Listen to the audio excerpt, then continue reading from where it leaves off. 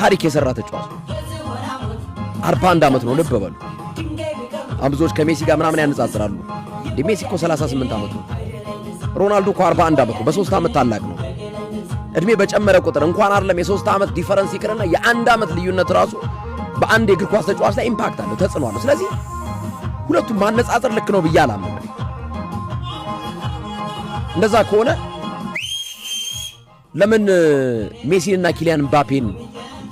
በሮናልዶና በሜሲ ደረጃ ያነጻጸርና አንቀጥል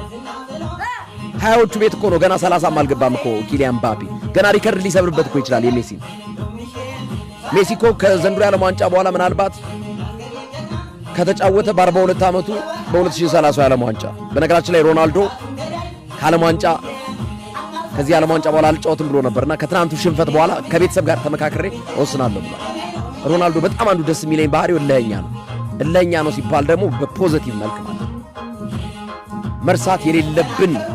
የሮናልዶ ኳሊቲዎች አሉ ክርስቲያኖ ሮናልዶ ማለት ሰብአዊነት የሚሰማው ተጫዋቾች እንኳን ወደ ሜዳ ሲገቡ ፖሊሶች ሴኩሪቲዎች ሲያባርሯቸው ሲከለክሏቸው አንጠልጥለው ሲወስዷቸው ተዋቸው የሚል ትሁት እንደሆነ ይታወቃል የሰው ልጅ እንዲጎዳ አይፈልግ ሰብአዊነቱ በጣም የተለየ ተጫዋች እንደሆነ እናምናለን ክርስቲያኖ ሮናልዶ በአውሮፓ ሻምፒዮንስ ሊግ 140 ጎል በማስቆጠር የሱን ያክል ጎል ያገባ የለም ክርስቲያኖ ሮናልዶ በዓለም ደረጃ 976 ጎሎችን በማስቆጠር የሱን ያክል ጎል ያስቆጠረ የለም ቅድም ሶፊ እንዳለው 1000 ሊሞላ 24 ጎል ነው የቀረው ክርስቲያኖ ሮናልዶ በወንዶች የእግር ኳስ ታሪክ የሱን ያክል ጎል ያስቆጠረ የለም ለብሔራዊ ቡድን 146 ጎል ነው ያገባው 140 ለብሔራዊ ቡድኑ ማለት 146 ጎል ሪከርዱ በሱ እጅ ነው አሁንም ነግራችሁ ትላልቅ የሰብራቸውን ክብረ ወሰኖች ነው ክርስቲያኖ ሮናልዶ በብሔራዊ ቡድን ደረጃ የሱን ያክል የተጫወተ አንድም አጠገቡ የሚደርስ ተጫዋች የለም 232 ጨዋታዎችን ለብሔራዊ ቡድን ተሰልፎ ተጫወተ ክርስቲያኖ ሮናልዶ በስድስት የዓለም ዋንጫዎች ላይ ጎል በማስቆጠር ብቸኛው ተጫዋች ነው